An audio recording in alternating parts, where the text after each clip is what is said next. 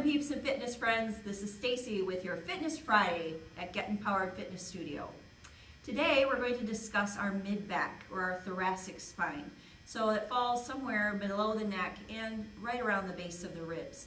This is one area for many of us that gets extremely stuck, and it's meant to be a rotation area.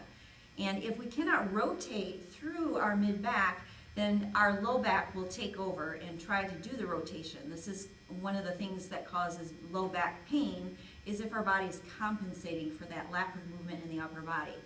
In addition, a tight thoracic spine and the tissue surrounding it can affect your shoulders, your neck, and even cause headaches. So we're going to help alleviate some of these issues by working through the low back and doing myofascial release. Once again, we have our small Get Empowered stress balls. They're very soft and malleable, so they're very gentle to the body. We never want to enter and force our way into the connective tissue, or it will fight back and you could cause some damage and bruising through the tissues. So to begin, we're going to take the balls directly behind the back, just below your shoulder blades, and we're going to lie down on top of those. One of the most important things to remember for myofascial release is the breath. So we're going to work here with our breath, because this is one of the areas where our diaphragm actually attaches to the spine. So we're going to inhale and feel the expansion of the ribs, feel that lifting and opening of the spine. On the exhale, you'll feel everything close inward and somewhat flex the spine. So those two actions, that floating open and that squeezing close, are a natural belly breath. So we're just going to hold here for a few breaths. And at home, you can hold here anywhere from 3 to 10 minutes. From this position, we're going to move the balls up just a little bit. So now I'm going to bring them up underneath our shoulder blades, so just hugging on that inside edge of the scapula. We're going to let the tissue settle in this position. Then you can start to elevate through the hips if you desire, and move through the arms. So there's one of two different ways you can do this, with the hips elevated, or just moving through the arms, or a little bit of each.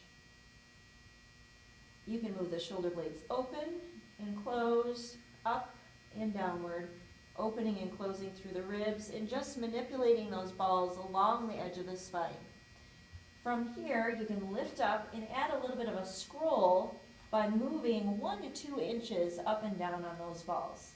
Once you feel things start to soften, you're going to settle your back down onto the mat. You can adjust the balls all the way up the spine, moving 1 to 2 inches at a time, so coming all the way up the inside edge of the shoulder blades, up even into the trapezius area, which is another place I love to treat with these balls. You can place them right along the strap line where you would hold a backpack.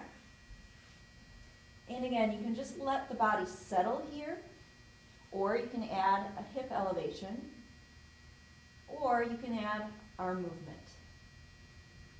Once you feel things start to soften and release, you're going to allow your body to settle into the balls and just rest. Again, this can take anywhere between 3 to 10 minutes on your own time. So these are several ways that you can release the muscles in the upper back to regain that rotational mobility and that ability to extend the spine.